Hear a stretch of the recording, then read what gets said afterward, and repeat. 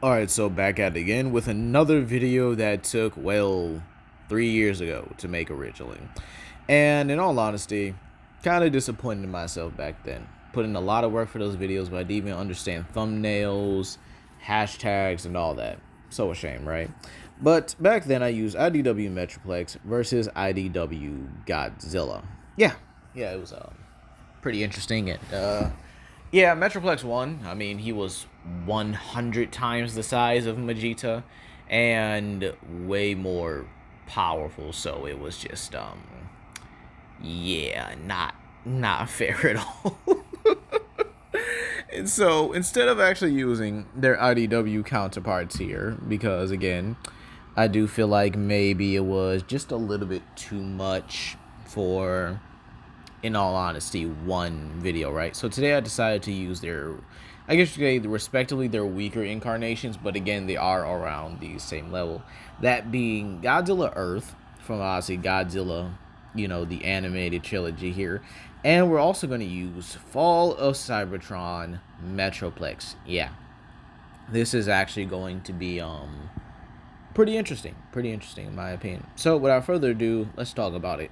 Can Metroplex from Fall of Cybertron take down Godzilla Earth? So be sure to comment down below, like and subscribe, and share with your friends. And let's begin here. Starting off with Godzilla Earth. Now obviously I've scaled him plenty of times on this channel. And well, I won't, be here too long with you guys discussing the I guess you could say the entirety of the scaling chain here. But he easily gets to complex multiversal. The reason why is because he downscales from a true form Void Ghidorah, and he was actually able to breach his black holes, which are basically space-time distortions here. Now, Void Ghidorah is a master of supergravity, which is a 12th dimensional gravitational force. Okay, so with Godzilla Earth downscaling from Void Ghidorah, as he could not harm him without destroying the XFI, which was done by humans, this actually means that Godzilla Earth only scales to a small amount of Void Ghidorah's hacks and abilities. However, when he was tangible, meaning that the connection to his true form was severed, this allows Godzilla Earth to rip him apart, even tearing apart, his body and everything here. Godzilla Earth also has a few hacks and abilities. He has his standard electromagnetic atomic breath, his super oscularity wave, which is basically a highly pressurized war. He can also fire a super oscularity wave with his tail, just causing massive destruction all around here. And he's also able to amplify his energy into a red spiral ray. Albeit, I do think in the novelization, it does state that it has took some time to essentially build up, and he used this to one-shot the Gorath meteor, which was going to destroy the planet. So for the sake of this video, we'll say he can honestly just do this automatically, as it does make it a whole lot more interesting. Because again, scaling down from Void Ghidorah, him having all these abilities and stuff here, we'll even include the Phyllis. Yep, the Godzilla Phyllis as well here. So that being said here, yeah, I think that honestly covers it for Godzilla Earth, easily in the complex multiversal department. So, with that being said here, we can move on to his opponent, Metroplex. Now, believe it or not, the Fall of Cybertron, or the Aligned Continuity games, or the Aligned Continuity in general, yes, is a mess. But again, the linear timeline is at the end of Rage of the Dinobots, with Robots in the Skies being a very alternate timeline.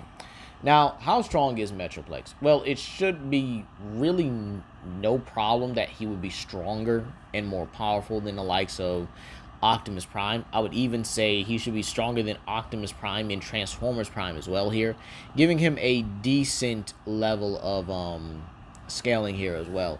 Now, when it comes down to defeats here, we have the sheer fact that Optimus utilized the Dark Spark, or utilized the Matrix, to blast the Dark Spark out of the multiverse, or out of his entire continuity, meaning that the Dark Spark literally went from the Aligned continuity to the Beast Wars continuity, which is where trans techs are, as that's their, higher dimensional plane, and basically Transtex is literally just after Beast Machine. So yeah, that would be the Beast Wars continuity. And then went to the Bayverse continuity. Now, this easily puts Metroplex at a very high complex multiversal to likely even hyperversal if you really want to consider it. Then you have characters that he would also scale above, like Grimlock, Predaking, Optimus. I would even say Optimus with the Star Saber, and even Megatron with the Dark Star Saber as well here. Considering the sheer fact that these weapons would still be able to kill Predacons, and even basic Predacons can withstand the likes of black holes and attacks from an Avatar amped Megatron, or a Unicron, amped Megatron, if you will, here. And so, with that being said here, the sheer fact that the Dark Spark was able to punch through not one, not two, but three multiverses, each with an infinite dimensional level of cosmologies here, puts Metroplex at a very substantial and very high level, because he was able to essentially kill a much stronger and a much more upgraded Megatron that would be able to likely withstand that kind of blast from that encounter. Considering the sheer fact that the Dark Spark takes place before Fall of Cybertron, but after War for Cybertron. This is noted because Optimus and Jazz do have a conversation about the arc, and Optimus says it's not even ready yet. So, yeah, I think that should honestly cover for Metroplex here. Now, you might say, well, what about the G1 continuity? Well, believe it or not, the Dark Spark didn't get blasted through there. Its power was utilized to open a portal through that, but it's merely just like tossed into that continuity, and just be like, well, it's their problem now. So with that being said here, let's answer the question, and this actually might be pretty simple, even for the weakest version of Metroplex, and the smallest, mind you, considering the sheer fact he is 600 feet tall, and this is the smallest Metroplex, mind you, or probably the second biggest. Not sure if Transformers Cybertron Metroplex is the smallest, but he's definitely the second strongest. So, yeah, you have that. So, with that being said here, can he take down Godzilla? Yes.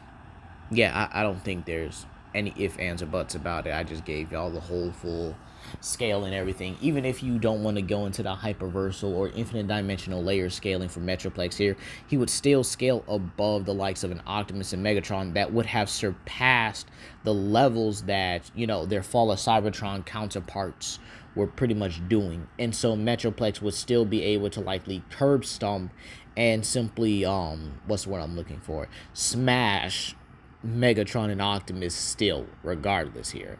And with that being said here, the sheer fact that Metroplex is actually more than likely faster than Godzilla Earth here, meaning that we would likely see Metroplex running. And you know what? I just terrified myself on that here. Then the sheer fact that Metroplex could also have his own blaster and his own artillery fire as well.